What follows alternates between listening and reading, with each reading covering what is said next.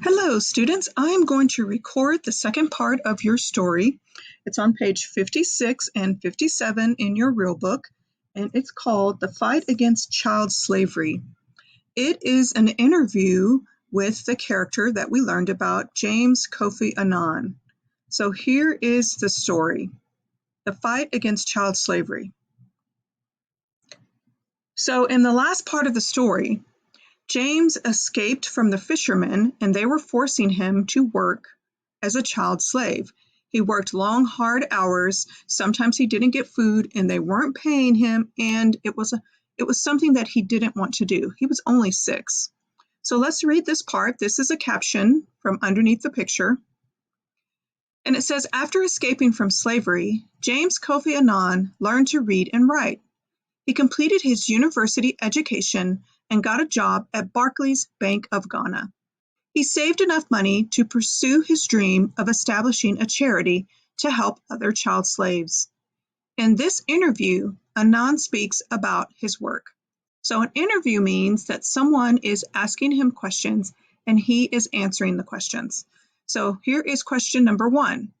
What does the Challenging Heights charity do? And here's James's answer.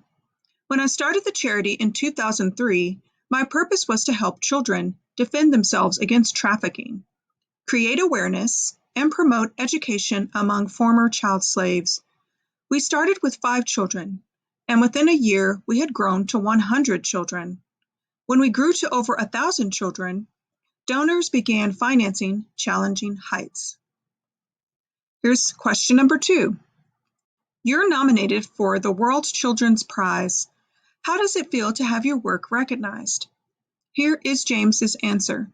I've won 8 international awards, and it's very important to me. It feels like a real feather in my cap. I live a very lonely life, one in which every minute is spent thinking about the children. But when I see them, I feel revitalized. Witnessing their progress, as well as receiving recognition of this nature, adds enormous energy and motivation to my work. Going to go to the next page. So question 3. How are children's rights treated in Ghana now compared to when you were growing up? And here is James's answer. We've made some progress. Over the past 15 years, the government has put in place both the Children's Act to protect the rights of children and the Human Trafficking Act. We now have a national plan of action to eliminate child labor. And these are all positive steps forward. But we still have government officials who do not believe that child labor exists in this country. That is very difficult to work with because if the person does not believe the issue exists, we have a long way to go. And question 4, what's your vision for Challenging Heights? Here is James's answer. This organization must be a strong international platform for children's rights and child protection.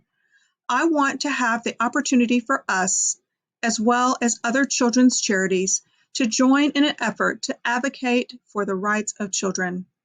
I believe that the government has the ultimate responsibility for the protection of children, and I want Challenging Heights to be in a position to put pressure on the government to tackle this. We're not there yet, but we will get there.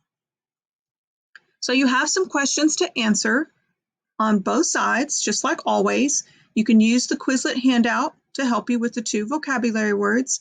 And then when you get over here, make sure you use the story to help you. All right, thank you so much for listening. And please let me know if you have any questions about the assignment. Thank you.